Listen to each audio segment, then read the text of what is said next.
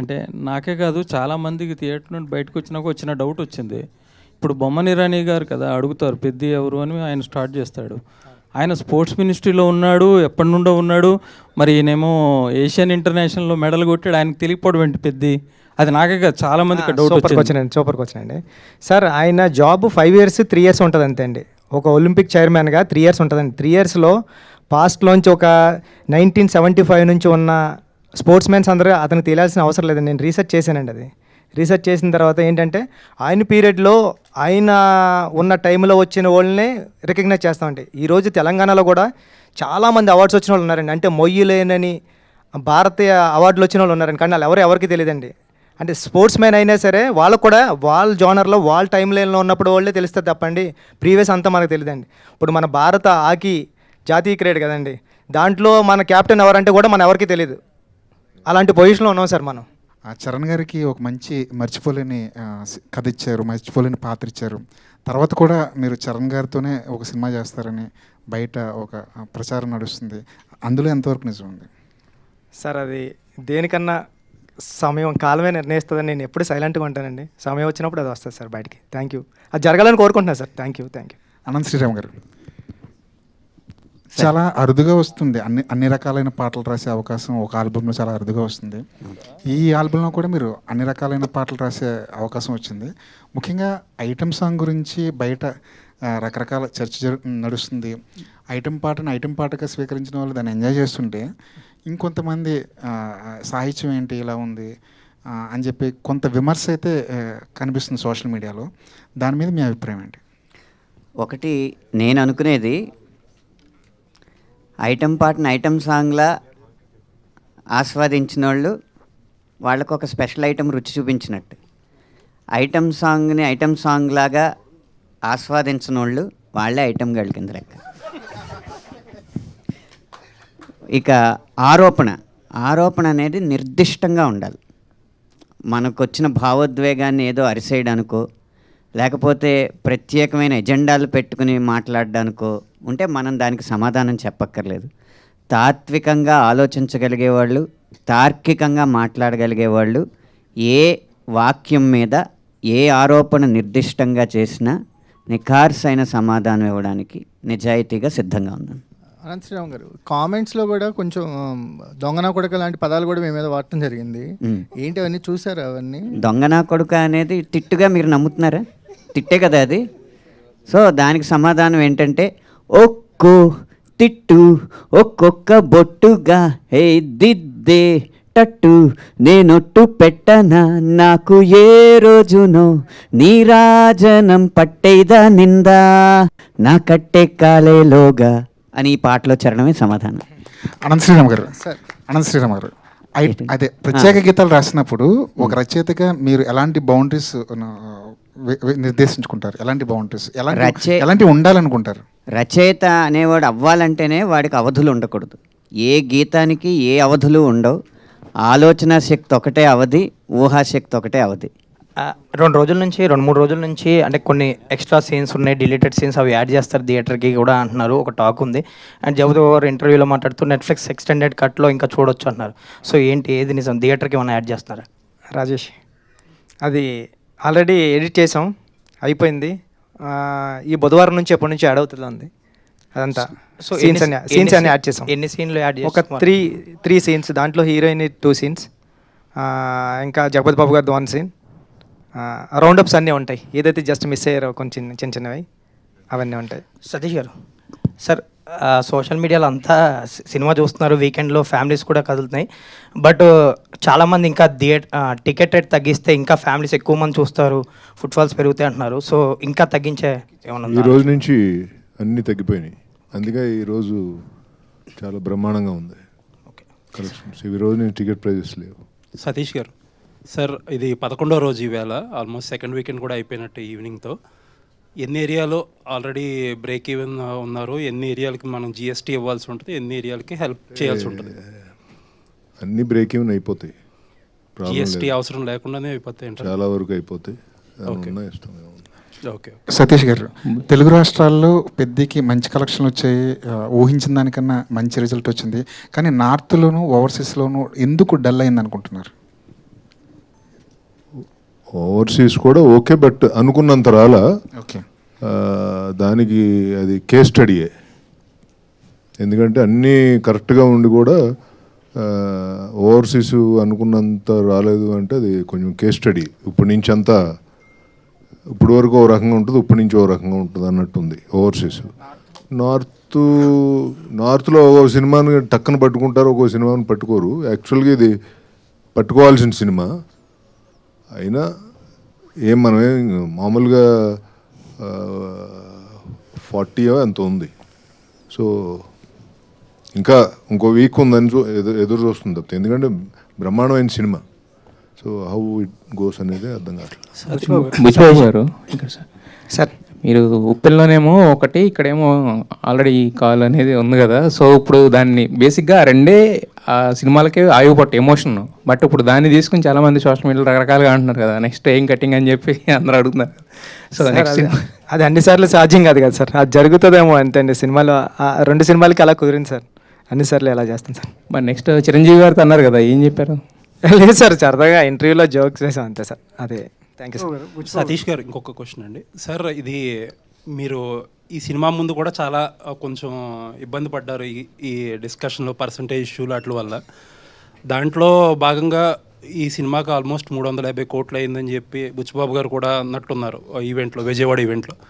Sir ఒక కొత్త producer, కాకపోతే మీరు చాలా నాళ్ళ నుంచి ఇండస్ట్రీతో క్లోజ్గా ట్రావెల్ చేస్తున్నారు, ఇప్పుడు 2 పెద్ద సినిమాలు చేస్తున్నారు. అంటే కాస్ట్ అనేది కంట్రోల్ చేయాలి, అలాగే ఆ కాస్ట్ కంట్రోల్ అయితేనే ఆడియన్స్కి అఫోర్డబుల్ ప్రైజెస్లో టికెట్ ప్రైజెస్ ఇవ్వగలం అనేది చాలా కాలంగా జరుగుతుంది డిస్కషన్. ప్రతి పెద్ద సినిమా వచ్చినప్పటికీ ఆడియన్స్ అలా పించి ఫీల్ అవుతున్నారు. ఎక్కడో అక్కడ ఆగాలి, ఈ కాస్ట్ అనేది పెరిగే కాస్ట్లు, మార్కెట్ అంతా మీకు తెలిసిందే ఎంత ఘోరంగా ఉందో మార్కెట్, ఎక్కడో అక్కడ తగ్గాలనే డిస్కషన్ జరుగుతుంది. ఒక నిర్మాతగా ఏంటి మీ ఉద్దేశం ఏంటి ఇందులో? మీరు చెప్పిన పాయింట్ కరెక్టే, కానీ మనమేమో తెలుగు ఇండస్ట్రీ నుంచి వరల్డ్ ఇండస్ట్రీని చూస్తున్నాం. అంటే పాన్ ఇండియా, పాన్ వరల్డ్కి వెళ్ళాలని మన ఇండస్ట్రీ చేసే ప్రయత్నం అది. ఆ ప్రయత్నంలో ఎప్పుడు సక్సెస్ అవుద్దో తెలీదు. అంటే కొన్ని సినిమాలు అవుతున్నాయి, కొన్ని సినిమాలు అవట్లా. సో అలాంటి సిచ్యువేషన్లో ఈ పెద్ద హీరో సినిమాలు ఉండేది సంవత్సరానికి 2-3 ఉంటాయి. సో దానికి కూడా మనం వారమో 10 రోజుల్లో తెస్తాం, మళ్ళీ ఆ తర్వాత ఫ్రీ రన్నే ఉంటుంది. సో ఇది కొంచెం డిబేటబుల్ పాయింట్. ఇది ఆ సినిమాని ఖర్చు కంట్రోల్ ఎంతవరకు చేయగలం అంతే చేయగలం. అంటే మనకి ఇంత అద్భుతంగా కావాలన్నప్పుడు డబ్బు ఖర్చు పెట్టాల్సిందే. అంటే మెజారిటీ అంతా రెమ్యూనరేషన్లో, ఆర్టిస్టులు కూడా డైరెక్ట్ ప్రతి చిన్న క్యారెక్టర్కే ఒక నోటబుల్ యాక్టర్ ఉండాలి. అది చాలా తప్పండి, చాలా తప్పు. జనాల్లోకి తీసుకెళ్తున్నారు రెమ్యూనరేషన్స్ అనేది, అది 100% తప్పది. సో అది ఏం కాదు. అంటే పెద్ద మెజారిటీ 350లో ఎంత పర్సెంటేజ్ రెమ్యూనరేషన్ ఉండొచ్చు అండి, ఎంత పర్సెంటేజ్ మేకింగ్ ఉండొచ్చు? పర్సెంటేజ్ అడుగుతున్నా, లెక్కలు అడగట్లా. 60% సినిమాకి ఖర్చు అయింది, రెమ్యూనరేషన్లకి 40% అయింది. ఇది కరెక్టు, బట్ అది నరేటివ్ ఏమో డిఫరెంట్గా వెళ్ళుద్ది. ఎందుకంటే మనం సినిమాని అందరం నమ్మి సినిమా మీద అవుట్ అండ్ అవుట్ ఖర్చు పెట్టుకుంటూ వెళ్ళాం. ఎందుకంటే ఇలా ఉండాలి, అలా ఉండాలి, ఇది మంచి సబ్జెక్టు, జనాల్లోకి తీసుకెళ్లాలంటే ఇలా ఉండాలి, ఇలా ఉండాలని మనం ఎక్కడ కాంప్రమైజ్ అవ్వకుండా ఖర్చు పెట్టాం.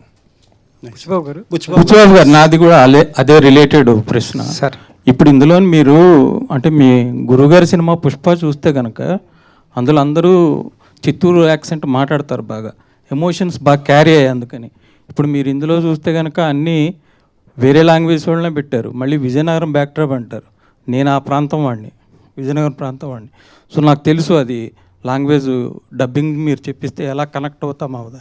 అంటే తెలుగు వాళ్ళు అంతమంది ఉంటుండగా ఎందుకు మీరు హిందీ వాళ్ళని అంత బొమ్మని రాని దివ్యేందు అంటే వాళ్ళు మంచినట్లు కాదని నేను అనట్లేదు. తెలుగు వాళ్ళకి ఆ లాంగ్వేజ్ అది కష్టం, ఆ ఎమోషన్ వాళ్ళు క్యారీ చేయడం చాలా కష్టం. అదే మీరు తెలుగు యాక్టర్లు ఇంతమంది ఉన్నారండి, మన నరేష్ ఉన్నారు, రావు రమేష్ ఉన్నారు, శ్రీకాంత్ ఉన్నాడు, శివాజీ ఉన్నాడు, నందు ఉన్నాడు, చాలామంది ఉన్నారు.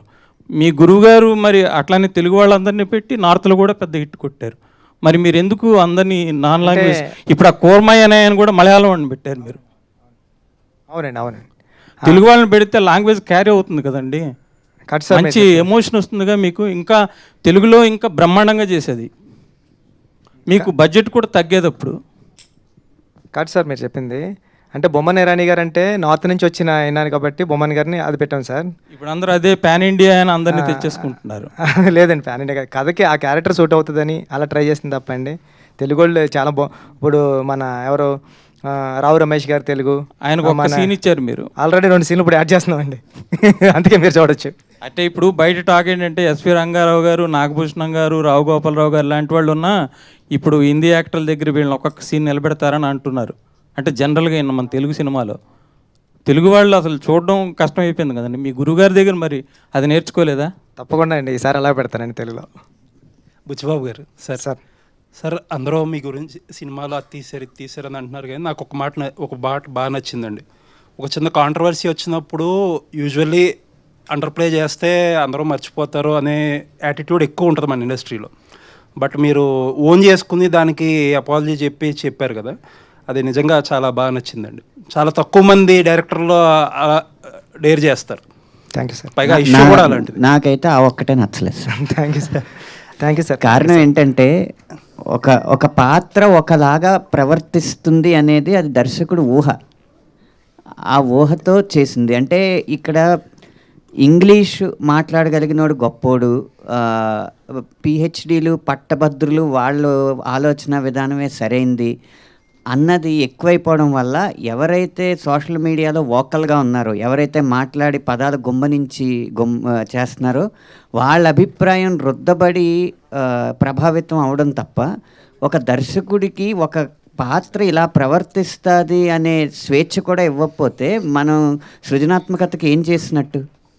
ఇప్పుడు అంటే అదేంటది వైటల్ అట్రాక్షన్ లేకపోతే హార్మోనల్ రియాక్షన్స్ ఇలాంటి పెద్ద పెద్ద పదాలు వాడితేనేమో చాలా ఈస్థెటిక్గా తీసినట్టు ఆసమ్మ అంటారు.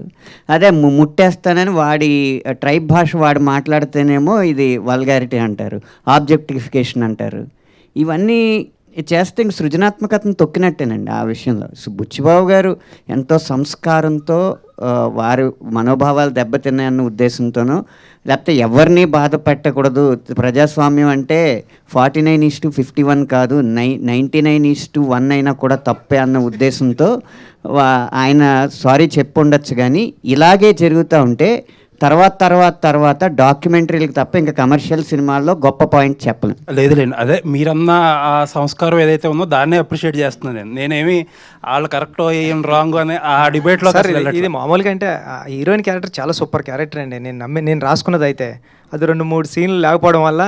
అంటే నాకు ఎందుకు అనిపించింది అంటే రామ్ చరణ్ గారి క్యారెక్టర్ ఒక దాంట్లో ఇలా కమర్షియల్గా బిహేవ్ చేస్తారు, నెక్స్ట్ సీన్లోనే విలన్స్ ఏదో చేస్తుంటే అడ్డుకుంటారు. అండ్ సెకండ్ హాఫ్లో అమ్మాయికి ఏదైతే రీజన్ చెప్తాడో ఇమీడియట్గా అమ్మాయి రెస్పాండ్ అయిపోతుంది కదా. ప్రాబ్లీ ఏదో అదే సార్ ఆ 2 సీన్లు అండి ఇప్పుడు యాడ్ చేసాం సార్. ఆ 2 సీన్లోనే ఆ 2 సీన్లు యాడ్ చేయడం గారు కూడా వచ్చారు, నిన్న చూశారు, అన్న ఎంత బాగుంది కదా అన్నారండి. కొద్దిగా లెంత్ భయపడి తీసామని సార్. ఎక్కడ ఇట్లాంటి కామెంట్స్ ఇట్లాంటి విమర్శలు వచ్చినప్పుడు దాన్నే ఎక్కువగా మాట్లాడుకుంటున్నారు. కానీ మీరు చెప్పిన సబ్జెక్ట్ అనేది డీవియేట్ అయింది. క్రీడాకారుల కోసం తీసింది, దేశం క్రీడాకారులను ప్రోత్సహించాలి, ఒకప్పుడు ఇలా ఉండేది ఇప్పుడు మారింది అనే సబ్జెక్టు డైవర్ట్ అయిపోవడం ఒక దర్శకుడిగా మీకు ఎలాంటి ఫీల్ కలిగించింది? లోటు గురయ్యారు సార్ అంటే డైవర్ట్ అవుతున్నప్పుడు?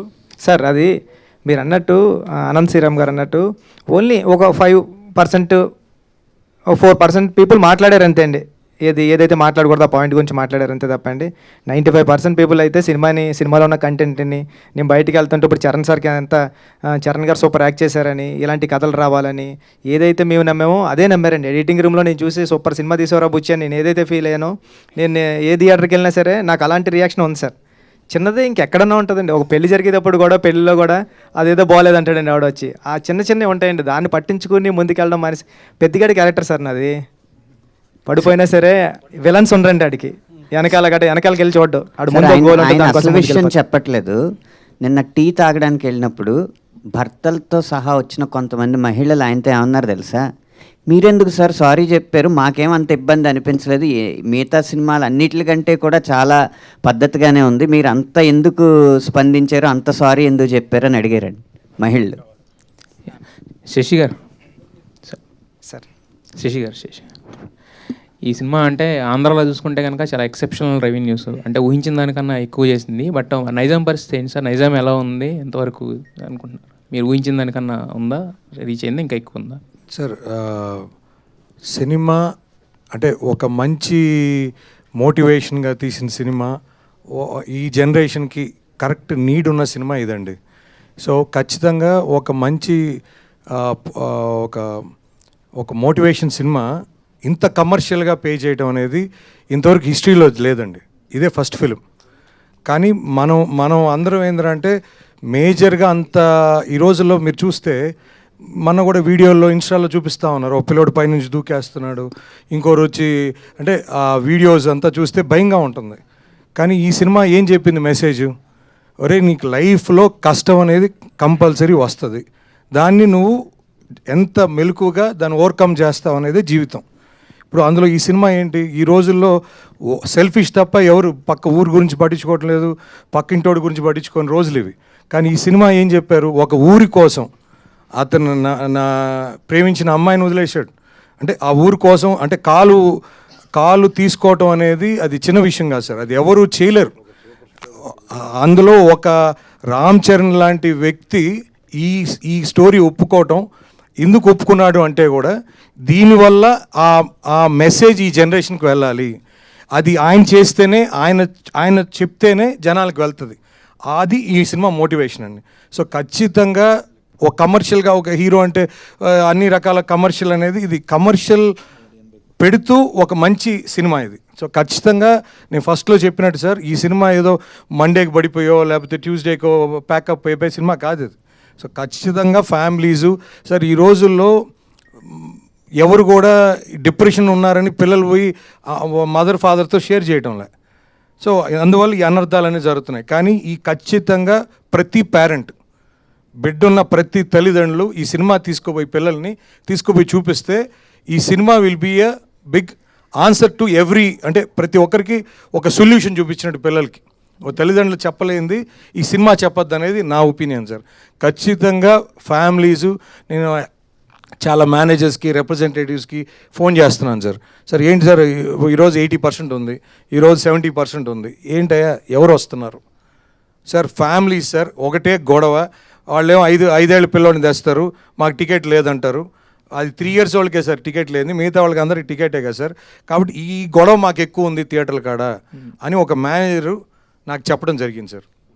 సో అంటే పిల్లలు మీరు ఎక్కడ వీడియోస్ చూసినా సాంగ్స్కి కానీ ప్రతి దగ్గర పిల్లలు విపరీతంగా ఎంజాయ్ చేస్తున్నారు. అంటే ఆ పిల్లలు ఎక్కడ కల్మషం లేదు. సో వాళ్ళు ఒక సినిమాగా వాళ్ళకి ఎంటర్టైన్మెంట్ కోసం వచ్చారు, ఎంటర్టైన్మెంట్ ఎంజాయ్ చేస్తారు. సో కాబట్టి పిల్లలు మెచ్చారంటే పిల్లలేగా సార్ దేవుళ్ళు. అయితే పిల్లలకి ఫ్రీగా పెడతానని చెప్పి ఆఫర్ ఇమ్మన్నాను సతీష్ గారిని. సార్ పిల్లలే సినిమాకి వచ్చేటప్పుడు మళ్ళా పిల్లలు ఫ్రీ సార్. బుచ్చిబాబు గారు క్వశ్చన్ సార్, బుచ్చిబాబు గారు ఒక్క నిమిషం. బుచ్చిబాబు గారు, అంటే చాలామంది ఏంటంటే ఇది మీ ఒరిజినల్ స్టోరీ, బట్ చాలామంది దీన్ని చందు ఛాంపియన్తో కంపేర్ చేస్తున్నారు. అది 2 years అయింది రిలీజ్ అయిపోయి, మీకు అప్పుడు ఆల్రెడీ పట్టాలు ఎక్కేసింది కదా. సో మరి దానితో కంపేర్ చేస్తున్న వాళ్ళకి దీనికి ఏం చెప్తారు? అదేండి, ఇదే ఎవరు చేయలేదండి నాకు తెలిసి. అంటే సతీష్ గారు, ఇక్కడ బుచ్చిబాబు గారు ఎలాంటి సినిమా ఇచ్చారు కదా, ఎంత మంచి సినిమా మీకు ఇచ్చారు మీ ప్రొడక్షన్ నుంచి.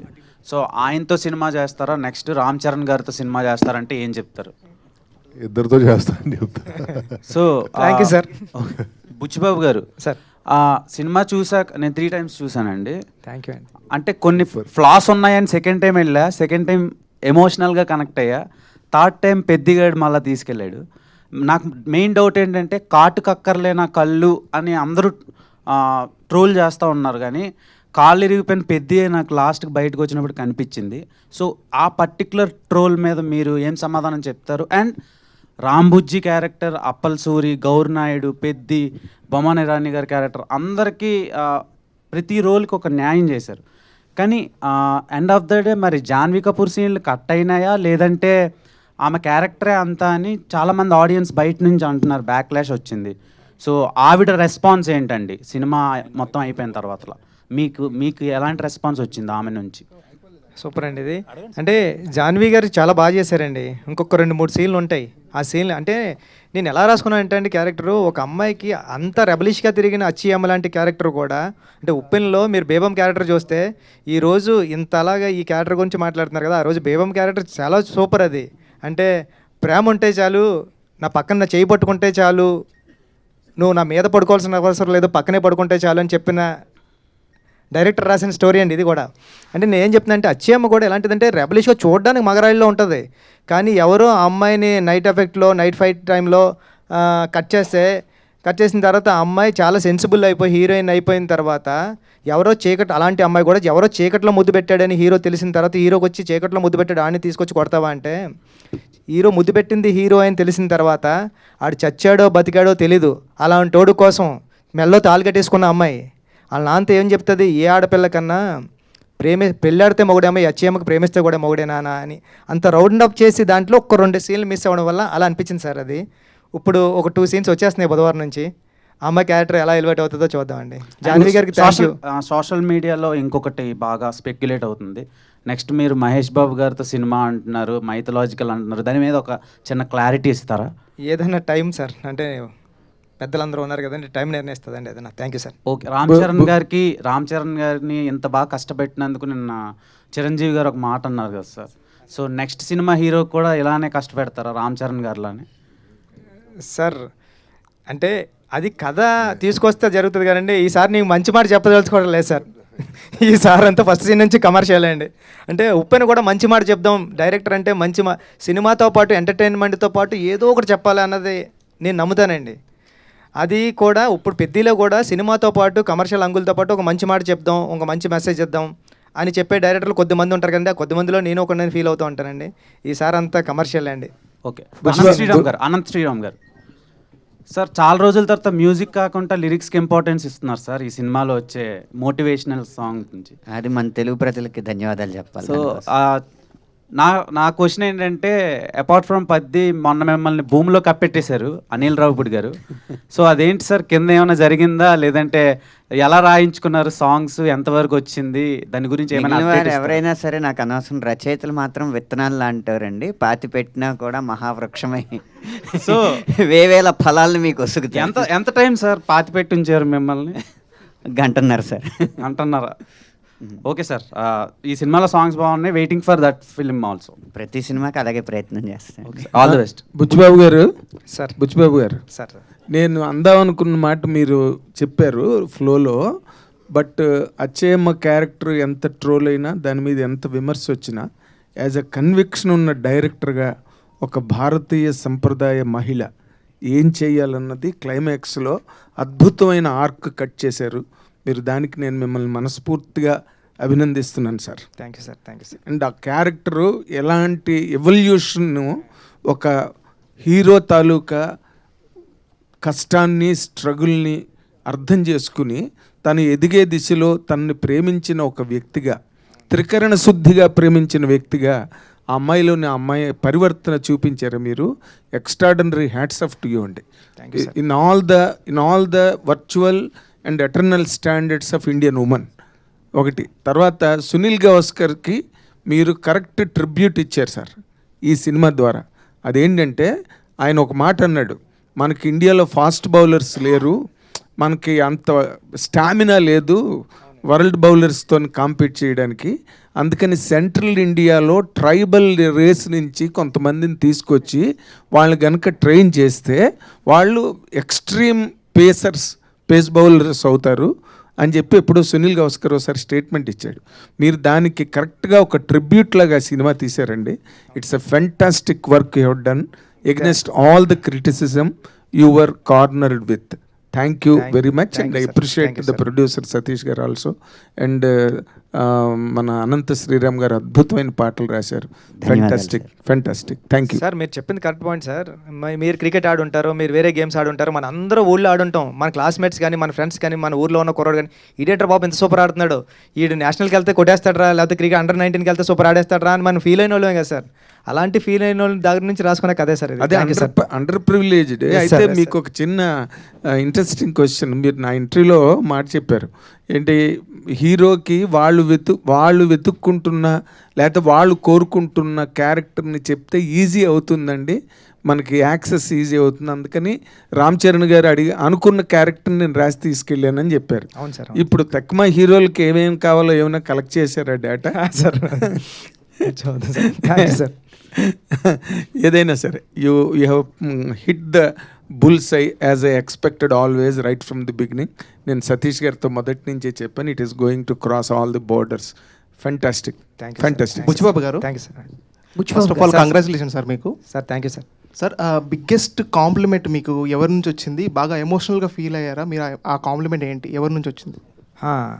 నేను మొన్న రిలీజ్ అయిన 4th డేని కార్లో వెళ్తున్నాను సార్. నేను ఇన్నోవాలో వెళ్తూ ఉంటే ఒక ఆటో డ్రైవర్ ఆయనని వాళ్ళ మదర్ అంటే వెనకాల కూర్చున్నారు, కారుకి ఫాలో అయిపోతున్నారు, ఆయన హార్న్ కొట్టుకుంటూ వచ్చేస్తున్నారు. ఎవర్రా బాబు ఇప్పుడు హార్న్ కొడుతున్నారంటే ఇలా క్రాస్గా అడ్డుగా వచ్చి వాళ్ళ మదర్ ఇద్దరు దిగారండి. దిగి బాబు మంచి సినిమా తీసావు, చాలా గుర్తుండిపోయింది, నేను 25 సంవత్సరాల తర్వాత సినిమాకి వెళ్ళాను బాబు, నా కొడుకు తీసుకెళ్ళాడు, ఇప్పుడు ఆటోలోంచి వస్తున్నాం, అందుకే నువ్వు కనిపించబోతులకి మాకు ఏం చేయాలో తెలియలేదు, అందుకే మేము ఆగిపోయామంటే థ్యాంక్ యూ అండి, థ్యాంక్ యూ. ఇది చాలా సూపర్ మెమరీ కింద ఉండిపోయింది సార్ నాకు లైఫ్లో. చాలా అనుకున్నాను sir. Thank you sir. Thank you sir. Buchibabu గారు మేడం సార్, మీరు ఈ హీరో స్టోరీ ఇన్స్పిరేషన్కి మీరు చెప్పారు, మీ ఊర్లో ఎవరో పెద్ది అనే పర్సన్ ఉన్నారు, మేము క్రికెట్కి కూల్కి తీసుకెళ్ళి ఆడిచ్చేవాళ్ళం, మేము కూడా ఇలా చేసామని చెప్పారు. సో ఈ తర్వాత మీరు తనతో మాట్లాడడం జరిగిందా? తన స్టోరీనే ఇలా చేశారు కదా, తన రియాక్షన్ ఏంటి? ఈ మూవీ రిలీజ్ అయిన తర్వాత మాట్లాడారా తనతో? ఇంకా వెళ్ళలేదు మేడం, పిఠాపురం వెళ్ళాలి, పిఠాపురం ఉంటాడు. ఇప్పుడు తనకి గవర్నమెంట్ జాబ్ వచ్చింది మేడం. అంటే 10th క్లాస్ పాస్ అయ్యాడు. పాస్ అయిన తర్వాత ఈ స్పోర్ట్స్ కోటాలోనే జాబు ఆర్ఎస్ఏలో ఉంది. ఆర్ఎస్ఏ ఏదో జాబ్ వచ్చింది, వెళ్ళిన తర్వాత ఒకసారి కలవాలి మేడం. బుచ్చిబాబు గారు, ఒక చిన్న డౌట్ అండి నాకు. ఆ సినిమాలో జాన్వీ కపూర్తో ఫస్ట్ సీక్వెన్స్ అవుద్ది కదా, అదే కరెంట్ పోయిన తర్వాత కిస్ చేసే సీన్లో, అప్పుడు ఎలాగైనా ముట్టేయాలరా అంటాడు. అండ్ నెక్స్ట్ సెకండ్ హాఫ్లో వచ్చే సీన్ దగ్గర జాన్వీ కపూర్కి ఇది నేనే అని చెప్పినప్పుడు లవ్ అంటే నా దృష్టిలో ఇదే అంటాడు. సో దానివల్ల ఒక డైరెక్టర్గా మీకు బాగుండొచ్చు, కానీ రామ్ చరణ్ గారికి బయట చాలా బ్యాడ్గా కన్వే అవుతుంది. సో దాని మీద ఒపీనియన్ ఏంటి? అంటే ఒక యాక్టర్ నుంచి చాలా నేర్చుకుంటారు. ఇప్పుడు ఆయనలో ఫేవరెట్ క్రికెటర్ ఎవరంటే పెద్ది సార్ అంటాడు కదా. సో ఈ కిస్ సీన్ దగ్గర కూడా పెద్ది సార్ అన్నట్టు కన్వే అవుతూ ఉంటుంది.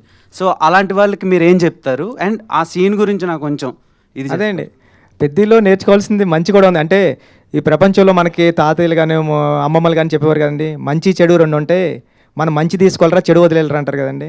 ఈ జనరేషన్లో ప్రపంచంలో 2 లేవండి, ఒకటే ఉంది. దాన్ని నువ్వు మంచిగా కాలితే మంచిగా తీసుకో, చెడుగా కాలితే చెడుగా తీసుకో. సో దీంట్లో ఏంటంటే రామ్ చరణ్ గారిలో జర్నీలో ఆ ఒక్క బిట్టు తప్ప తర్వాత ఇన్స్పిరేషన్ తర్వాత ఫ్లో అంత ఉంది కదా, ఆ మంచిని తీసుకుందాం అన్న. అంటే మళ్ళీ పుడతామా ఏంటి అంటారా? అవునండి, పుడతాం ఏంటి మళ్ళీ. సార్ ముద్దు కూడా ఈ జన్మలోనే పెట్టుకోవాలి కదండి, మళ్ళీ పుడతామా ఏంటి? శశి గారు ఒక మాట. శశి గారు, thank you Anand sir. Sir పెద్ద సినిమా ముందు జరిగిన ఇష్యూస్ ఇవన్నీ ఉన్నాయి, మీకు తెలిసినవి అన్నీ చెప్పాల్సిన అవసరం లేదు. నేను సునీల్ గారిని ఒక ఇంటర్వ్యూ చేశాను. ఇంటర్వ్యూలో ఆయన అడిగా, మైత్రి సినిమాలు వచ్చినప్పుడే ఇవన్నీ ఏంటి డిస్టర్బెన్స్లు కావాలని చేస్తున్నారు అనేది అడిగా. ఆయన నన్ను బయాస్డ్, మీరు పెద్ద ప్రొడ్యూసర్లని మీరు అడగట్లేదు, మైత్రి మమ్మల్ని శశి మమ్మల్ని ఇబ్బంది పెట్టేది మీరెందుకు అడగరు, ఆయన ఎందుకు అడగరు, మమ్మల్ని అడుగుతారు ఏంటి అని అంటున్నారు ఆయన. చెప్పండి సార్. ఇప్పుడే చెప్పారు కదా సార్, ఏమని? ఎవరు ఎలా తీసుకుంటే వాళ్ళ ఇష్టం. ఎలా తీసుకోవడం సార్? సార్ ఇక్కడ ఇబ్బంది పెట్టడం అంటూ ఏం ఉండదు సార్. ఒక సినిమా అనేది ఆయన డైరెక్ట్గా అన్నారు, శశి ఈగోకి పోయి సినిమాని కిల్ చేస్తున్నాడు, మా థియేటర్లు మంచి అయినా సరే ఇవ్వట్లేదు మాకు సినిమాలు, వాళ్ళ థియేటర్లోనే వేసుకుంటున్నాడు అని డైరెక్ట్ ఎలిగేషన్ చేశారు మీ మీద. సార్ ఇక్కడ ఒకటే సార్, ఏదైనా మన అందరం సినిమా తర్వాతే సార్. సినిమాని థియేటర్లను బట్టి సినిమా కాదు సార్, సినిమాని బట్టే థియేటర్లు. సో కాబట్టి సినిమా అనేది ఖచ్చితంగా దానికి ఎంత రిక్వైర్మెంట్ ఉంటుందో దాని ప్రకారమే ప్లాన్ చేస్తాం. ఒక్కొక్కసారి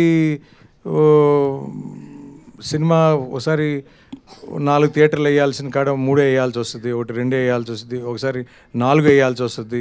సో సిచ్యువేషన్ బట్టి ఆ సినిమా మూమెంట్ని బట్టి మనం ప్లాన్ చేసుకుంటూ పోతుంటాం సార్. ఈ ప్రాసెస్లో ఒకసారి బాధపడతారు, ఒకసారి ఆనందపడతారు. ఇది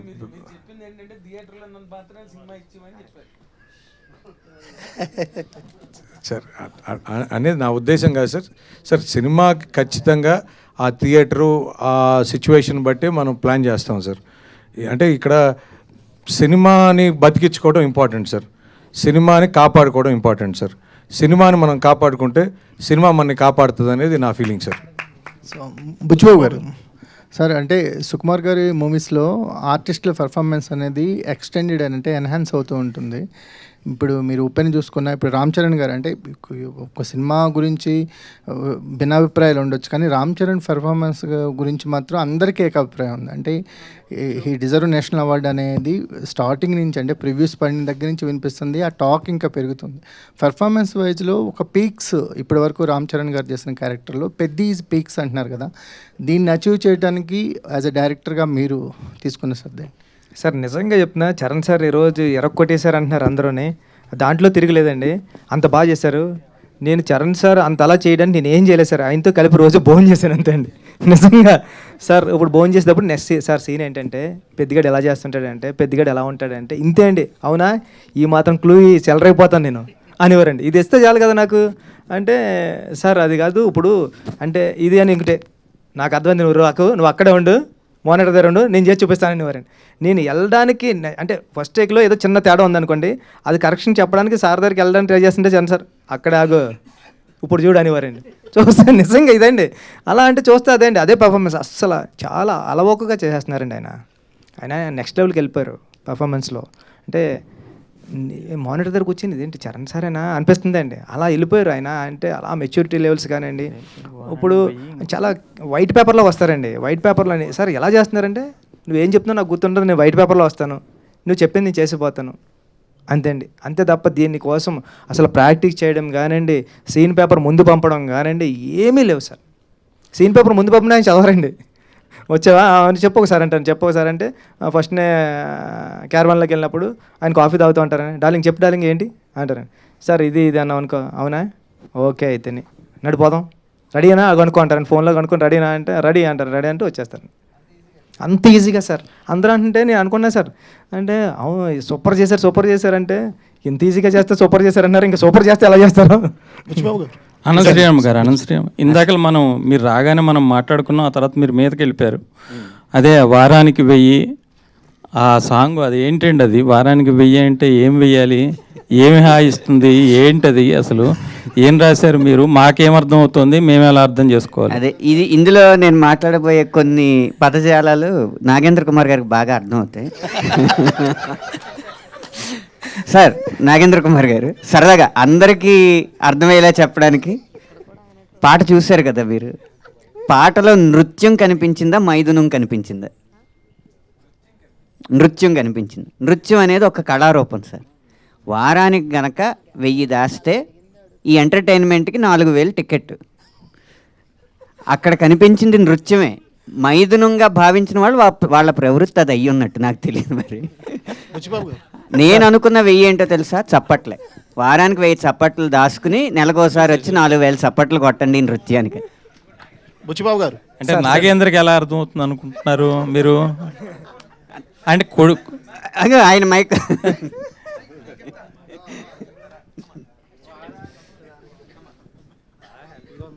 ఎందుకంటే అనంత శ్రీరామ్కి నాలో ఉండే తెలుగు పొటెన్షియల్ కానీ ఇంగ్లీష్ పొటెన్షియల్ కానీ బాగా తెలుసు అనంత శ్రీరామ్కి. అనంత్ రైటర్గా ఇండస్ట్రీలోకి వచ్చిన దగ్గర నుంచి నన్ను చూస్తున్నాడు కాబట్టి మా ఇద్దరికి ఆ వేవ్ లెంత్ ఉంది కాబట్టి ఆ మాట అన్నాడు. సరియా? బుచ్చిబాబు గారు సార్ ఇటండి. First of all sir congrats sir. Thank you sir, thank you so much. అప్పట్లో ఉప్పెన బుచ్చిబాబు గారు అన్నారు, ఇప్పుడు పెద్ది బుచ్చిబాబు గారు అని పేరు కూడా వచ్చింది sir. First of all teaser trailer launch అయినప్పుడు కొంచెం నెగిటివ్ టాక్ వచ్చిన, సినిమా రిలీజ్ అయిన తర్వాత అసలు ఎక్కడ నెగిటివ్ టాక్ లేదు సార్. ఎక్కడ అడిగినా ప్రతి ఒక్కళ్ళు ఎమోషన్ అయ్యి బయటకు వస్తున్నారు. రామ్ చరణ్ గారికి బిగ్గెస్ట్ హిట్, బుచ్చిబాబు గారికి బిగ్గెస్ట్ హిట్ అని చెప్పి. సార్ నేను సినిమా చూశాను సార్, 2 times చూశాను సార్. నాకు ఫస్ట్ హాఫ్ తర్వాత సెకండ్ హాఫ్లో అంటే సినిమా ఓవరాల్గా చాలా బాగుంది సార్.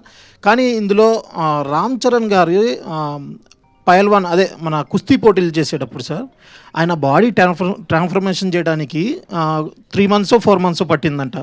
అంటే మీరు ఈ కష్టం చేయాల్సిందే, ఇది చేస్తేనే ఈ అవుట్పుట్ వస్తుంది అని చెప్పి మీరు చెప్పారా రామ్ చరణ్ గారితో? ఇది ఒక్కటేనండి. అంటే ఏంటంటే సార్ నేను ఇలా అనుకుంటున్నానని చెప్పాను అంతే సార్. ఇలా అనుకుంటున్నానని చెప్తే చరణ్ సార్ ఏమన్నారు, నువ్వు ఏమనుకుంటున్నావు నాకు ఒకసారి స్కెచ్ చేసి చూపిస్తావా అంటే, పట్నం రషీద్ గారు అని ఉన్నారండి, ఆయన నేషనల్ అవార్డు విన్నింగ్ వచ్చింది. భారతీయుడు సినిమా చూశారు కదా, పెద్ద భారతీయుడు గెటప్ ఆయనే చేశారండి, కమలాసన్ గారిది. ఆయన తీసుకొచ్చి ఆయన స్కెచెస్ వేసి ఇచ్చారు, చరణ్ సార్కి పట్టుకెళ్ళి నేను ఇలా ఇచ్చాను అంతండి. నా అయితే నువ్వు ఈ షెడ్యూల్ ఎలా ప్లాన్ చేసుకో, ఇది ఇప్పుడు చేసుకో, ఇది ఇప్పుడు చేసుకో, ఇది ఇప్పుడు చేసుకో, నేను ట్రాన్స్ఫర్మేషన్ అయ్యి వస్తా అన్నారండి. అలా వచ్చారు సార్ సెట్కి. సార్ సినిమాలో రామ్ చరణ్ గారిని చూసి మీరు యాక్టింగ్ చేశారనుకుంటున్నారా, జీవించేశారనుకుంటున్నారా? సార్ ఇంకా అది జీవించడం మించండి అది. అంటే ఒక స్టార్ హీరో పెద్ద క్యారెక్టర్లు, ఇప్పుడు మన రజనీ సార్ ఉన్నారు సార్, రోబోలో చేసినప్పుడు రజనీ సార్ ఉంటారండి. కానీ స్టార్ హీరోని క్యారెక్టర్లో పెట్టడం అంటే చాలా కష్టంతో కూడుకున్న పని అండి. అది ఆ స్టార్ హీరోకి కష్టమే అండి, డైరెక్టర్కి కష్టమే అండి. కానీ నేను అలవోకగా వచ్చేసారండి. ఈరోజు మీరు చూస్తే సెకండ్ హాఫ్ అన్నారు చూసారా, సెకండ్ హాఫ్ చూస్తే పెద్ద కనపడతాడు కదండి, చరణ్ సార్ కనిపించారండి. అంత అలా దిగిపోయారంటే అది జీవించడాన్ని మించి అనాలేమో అండి. అది thank you sir, thank you. Buchibabu గారు, బుచ్చిబాబు గారు ఇక్కడ this way. అయితే ఇండస్ట్రీకి చాలా రోజుల నుంచి ఒక హిట్ కోసం అని వెయిట్ చేస్తుంది. అలాంటి టైంలో పెద్ద వచ్చి ఒక మంచి సక్సెస్ని ఇచ్చినందుకు మీకు first of all thank you so much. అయితే మీరు మాకు ప్రింట్ అండ్ వెబ్లో మాట్లాడినప్పుడు చెప్పారు కొన్ని గాయాలైనవి, చిరంజీవి గారు ఏమనేస్తారా అని చెప్పానంటే వీడియో పంపించమని అన్నారు. పంపించమంటానికి మీరు వెళ్ళి కలిసి ఆయనతో మాట్లాడిన దానికి మీరు ఏం డిఫరెన్స్ చూసారంటే ఏం చెప్తారు? అండ్ నాకు తెలిసి ఈ సినిమాకి రామ్ చరణ్ గారు బ్లడ్ అండ్ సోల్ పెట్టేసి మరి వర్క్ చేశారు, అది అందరికీ కనిపిస్తుంది, అందరికీ కనెక్ట్ అయింది కూడా. దాని గురించి ఏం చెప్తారు సార్? అది నిజంగానండి, చరణ్ సార్ చాలా కష్టపడ్డారు. మన చిరంజీవి గారు కూడా ఏమనలేదండి, వెళ్ళి అంత కష్టపడ్డాడు కాబట్టి ఇంత పేరు వచ్చింది ఈరోజు, అందరూ చిరంజీవి అంటున్నారని ఆ ఇంటర్వ్యూలో చెప్పారండి. అది చాలా చాలా చాలా థ్యాంక్ యూ అండి. ఎందుకంటే అంటే అందరికీ విలేకరులు, అందరికీ మీడియా అందరికీ కూడా థ్యాంక్ యూ అండి, థ్యాంక్ యూ సో మచ్. చాలా పాజిటివ్గా రాశారండి అందరూ కూడా. ఫస్ట్ టైం మన కథని నాకు నచ్చింది, అంటే నా సినిమా ఉప్పుని కన్నా చాలా బాగా రాశారండి. అందరికీ థ్యాంక్ యూ. పిఠాపురం నుంచి ఒక నాని అని టికెట్స్ ఇస్తూ ఉంటాడు మాట అండి, ఆయన ఫోన్ చేశాడండి. ఆయన ఫోన్ చేసి అన్నాడండి, సినిమా ఆయన ఐస్ క్రీమ్ అమ్ముతూ ఉంటాడు, ఇప్పటికే దాంట్లో ఏదో ఫుడ్ అమ్మేది ఉంది, 70 లక్షలు లాస్ వచ్చిందంటే ఇప్పటికి ఆయనకి, ఇంతకుముందు సినిమాలు అన్నట్ల నుంచి. సార్ ఈ సినిమా 4 వారాలు ఆడుతుంది, ఎవరేమనుకున్నా మీరు పడుకోండి అని ఒక టికెట్ కౌంటర్ దగ్గర టికెట్ చింపే అబ్బాయి చెప్పాడండి. సూపర్, 4 వారాలు ఆడుతుందని. థ్యాంక్ యూ అండి. సార్ ఈ సినిమాలో 3 స్పోర్ట్స్ ఉన్నాయి కదా సార్, ఒకటి కుస్తీ ఒకటి, క్రికెట్ ఒకటి అండ్ రన్నింగ్ ఒకటి కదా. ఈ సినిమాకి 3 హీరోలు అని అంటాను సార్ నేను. ఒకటి కథ ఇచ్చిన మీరు, ఇంకోటి బ్యూటిఫుల్గా పర్ఫామ్ చేసిన రామ్ చరణ్ గారు, ఇంకా అద్భుతమైన బ్యాక్గ్రౌండ్ స్కోర్ ఇచ్చిన రెహమాన్ గారు. మీరేమంటారు? నిజం సార్, అంటే నేను పక్కన పెట్టాను కానీ మా 3వ హీరో సతీష్ గారండి. 4వ సింహం సతీష్ గారండి. అంటే ఈ సినిమా నమ్మడం అంటే అంత ఈజీ కాదండి. మీరు అందరూ నమ్మారు. ఫస్ట్ మేమందరం ఇప్పుడు చరణ్ సార్ నేను ఏదో ఆగతాయితనంగా ఒక కథ రాసేస్తానండి, ఇలా ఉంటుందని. దాంట్లో కమర్షియల్ ఎలిమెంట్స్ పెట్టడానికి చాలా ట్రై చేశాను. చరణ్ సార్ కూడా దాన్ని నమ్మారు, సతీష్ గారు కూడా దాన్ని నమ్మి ప్రొడక్షన్ వాల్యూస్ అలాగే ఇచ్చారంటే అది మామూలు విషయం కాదండి. మేము ఏదైతే నమ్మామో అది ప్రేక్షకులు కూడా నమ్మారండి.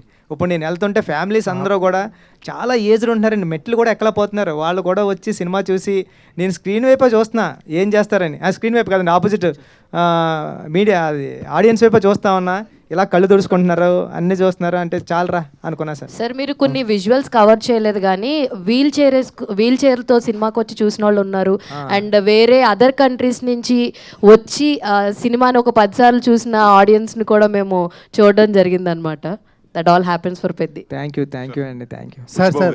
ఫైనల్ క్వశ్చన్ సార్, క్రికెట్లో హెలికాప్టర్ షాట్స్ చూసాము, స్కై షాట్స్ చూసాం, హార్దిక్ పాండ్యా షాట్స్ చూసాం. మీరు మాత్రం ఈ పెద్ద షాట్స్ అనేది చాలా బాగున్నాయి సార్. అలా ఎక్కడ కనిపెట్టారు ఆ షాట్స్? ఒకవేళ ఐపీఎల్ ముందు కనుక వచ్చి ఉంటే ఈ షాట్స్ బాగా ఇంకా వైరల్ అయ్యేవి అని. కొన్ని ఐపీఎల్లో తీసుకున్నామండి, కొన్ని రూరల్ ఏరియాలో కుర్రలు ఆడతారు కదండి, ఎందుకంటే కట్స్ బాల్కి అయితే తగులుతుందండి, అది దెబ్బ తగులుతుంది కాబట్టి కొద్దిగా కేర్ఫుల్గా ఆడాలి. కార్క్ బాల్ కంటే పర్లేదు, ఇష్టం వచ్చినట్టు కొట్టచ్చు, అంత దెబ్బ తగిలినా గట్టిగా తగలదు కాబట్టి అండి. సార్ తగులుతుందండి. బుచ్చిబాబు గారు సార్ సినిమా అంతా ఒక ఎత్తు అంటే క్లైమాక్స్ వరకు వచ్చేసరికి చరణ్ గారు లాంటి ఒక మాస్ హీరోని తీసుకున్నప్పుడు ఆయనకి చాలా ఎక్స్పెక్టేషన్స్ ఉంటాయి. సో అలాంటి ఆయనకి క్లైమాక్స్ చెప్పినప్పుడు ఆయన రియాక్షన్ ఏంటి సార్? లైక్ ఎంటైర్ చరణ్ గారు కావచ్చు, లేకపోతే మీ మూవీ టీం అందరికీ. సార్ క్లైమాక్స్ ఇప్పుడైతే ఆడియన్స్ ఏదైతే రియాక్షన్ ఇస్తున్నారో అదే రియాక్షన్ వచ్చిందండి. చరణ్ గారు లేచి హగ్ చేసుకున్నారు, సూపర్ ఫిల్మ్ చేస్తున్నాం మనం అంటే ఒక కమర్షియల్ ఫిల్మ్ ఆడియన్ కూడా మారిపోయాడండి. ఇప్పుడు రెగ్యులర్గా ఒక ఐటెం చెప్తుంటే ఆయన కూడా అంత తీసుకోవడం లేదు. ఒక వెరైటీ చెప్పడం, ఒక కమర్షియల్ ఎలిమెంట్లో కూడా ఒక మెసేజ్ ఇవ్వడం. ఇది 10 సంవత్సరాల క్రితం వచ్చి ఉంటే ఆడియన్ ఎలాంటి హిట్ ఇచ్చేవాడో నాకు తెలియదు కానండి. ఇప్పుడు ఆడియన్స్ అయితే చాలా మంచివాళ్ళు. ఇలాంటి మెసేజ్ ఉన్న సినిమాని ఆదరించారంటే మామూలు విషయం కాదండి. Thank you so much. Yeah, mike ఇవ్వండి. మీరు నా ఇంటర్వ్యూలోనే ఒక మాట చెప్పారు ఏంటంటే, అదే నేను thumbnail కూడా పెట్టా, సురేఖ్ గారు చూసి ఎలా ఫీల్ అవుతారు అని చెప్పి నా వైఫ్ భయపడుతుందండి అని చెప్పారు మీరు. నిజంగా ఆ సీన్స్ చూసిన తర్వాత సురేఖ గారు మీతో what she has expressed are what she shared with you అండి, ఆ emotional scenes about the whole film? అప్పటికే నేను తిరుపతిలో ఉన్నానండి. సినిమా ప్రీమియర్స్ పడినప్పుడు నేను తిరుపతిలో ఉన్నానండి. మా గురువు గారు సుకుమార్ గారు వెళ్ళిపోయారండి అక్కడికి, చరణ్ గారి దగ్గరికి. సురేఖ గారు అయితే సుక్కు సార్ని పట్టుకొని, చరణ్ గారిని పట్టుకొని ఏం సినిమా తీసావు అని ఊగిపోయారంటండి. ఒక 1 hour వదలలేదంటండి చరణ్ సార్ని పట్టుకొని. నాకేమో సుష్మిత గారు కాల్ చేశారండి, ఆమె ఏడుస్తూ కాల్ చేశారండి. ఏడ్చేస్తుంటే మేడం నేను ఫ్లైట్లో ఉన్నా, ఫ్లైట్ టేకప్ అవుతుంది, నేను తర్వాత చేస్తానని. వెంటనే నేను అప్పుడు 11:30 అయిందండి, నేను తిరుపతి నుంచి రాబోతులకి హైదరాబాద్. మేడం దగ్గరికి వెళ్ళాను, చాలా మంచి ఇలాంటి సినిమా తీసావు, చాలా థ్యాంక్ యూ అని చాలా బాగా చెప్పారండి. ఫెంటాస్టిక్. అయితే ఇందులో లాస్ట్ స్ట్రోక్ ఆఫ్ ఎప్రిసియేషన్ ఏంటంటే, అంటే ఇది ఎప్పుడో ఎక్కడో జరుగుతుంది స్క్రిప్ట్ పరంగా, కానీ మీరు పెద్ద క్యారెక్టర్కి రామ్ చరణ్ గారికి మధ్యలో ఉన్న గీతని చెరిపేసి రెండు ఒకటి చేశారండి. That is your achievement in this film. Congratulation. Thank you sir, thank you so much sir. Thank you Nagendra Kumar garu. Thank you అందరికీ, మీడియా వారందరికీ ప్రత్యేకమైన కృతజ్ఞత తెలియజేసుకుంటున్నాం. థ్యాంక్ యూ సో మచ్ ప్రేక్షకులందరికీ మరొకసారి. So South India's #1 grosser of 2026గా పెద్దని నిలిపినందుకు మరొకసారి ప్రతి ఒక్కరికి కృతజ్ఞతలు. అండ్ టీం అందరికీ వన్స్ అగైన్ కంగ్రాచులేషన్స్ పెద్ద టీం అందరికీ. Today's event by Shreyas media. This is Geetha బాగా signing off. Thank you so much. ఇంకా సినిమాని చూడని వాళ్ళు వెళ్ళండి, చూడండి, ఇంకా బిగ్గెస్ట్ బ్లాక్ బస్టర్ ఇవ్వండి. Thank you. ఇవాళ అనంత్ శ్రీరామ్ గారు మాత్రం ఫుల్ ఫైర్లో ఉన్నారు. Yeah, thank you so much.